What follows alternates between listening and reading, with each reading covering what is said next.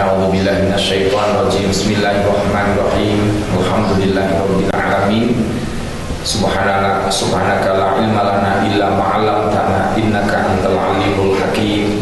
Rabbis shrah li sadri wa yassir li amri wahlul 'uqdatam min lisani yafqahu qawli.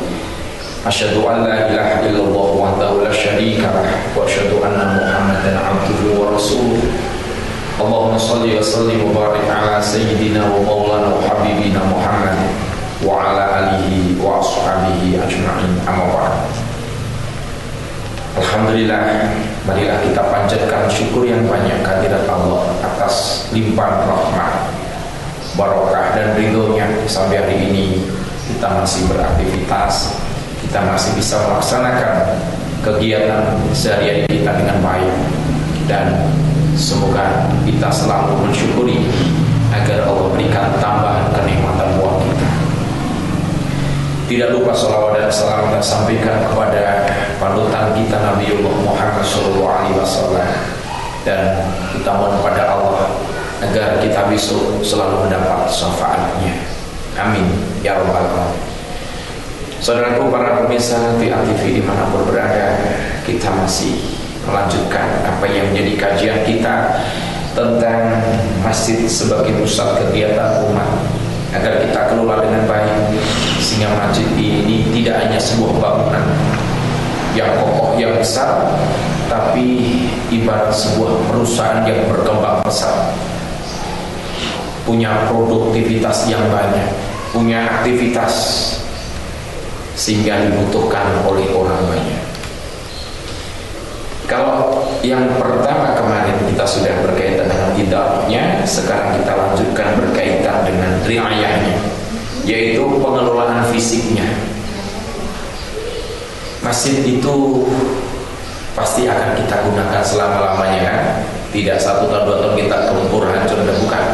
Tapi kita akan merawatnya dengan penuh kesabaran, keikhlasan untuk selama-lamanya selama kita masih hidup. Maka berkaitan dengan ini ada hal-hal yang perlu diperhatikan, saudara.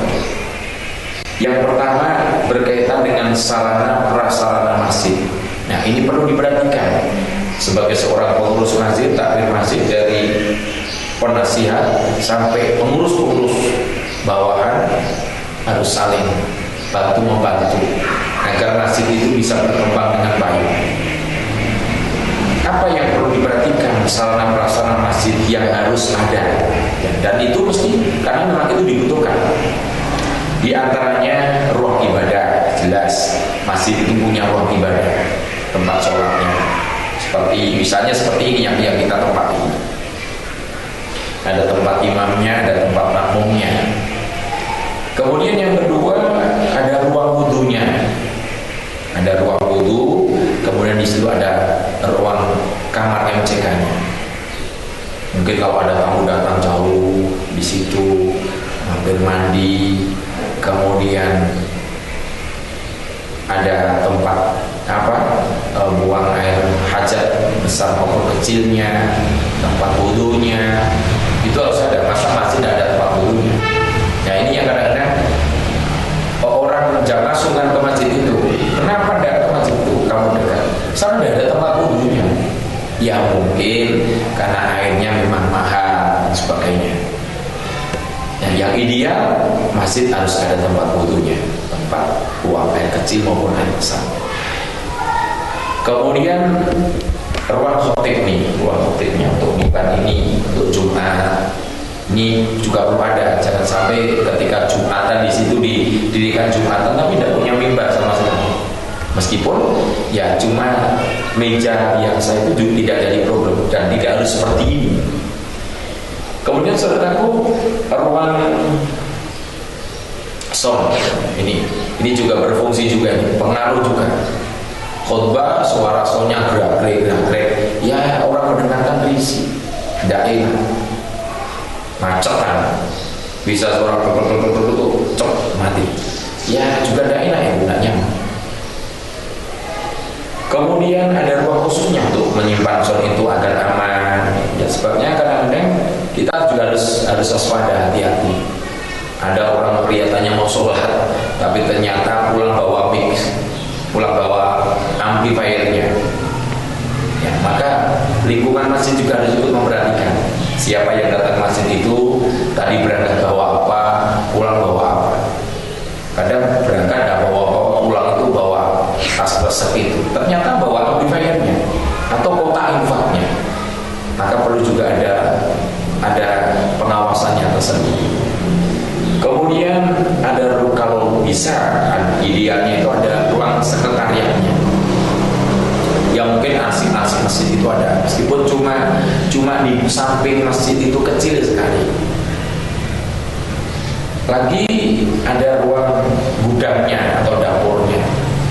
Kalau kita sedang adakan pengajian yang rutin itu kan mungkin di sana ada untuk masak air minumnya, ada gudang penyimpanannya, kemudian syukur ada tempat alas kaki itu, kemudian juga harus ada ruang parkirnya, ya kan?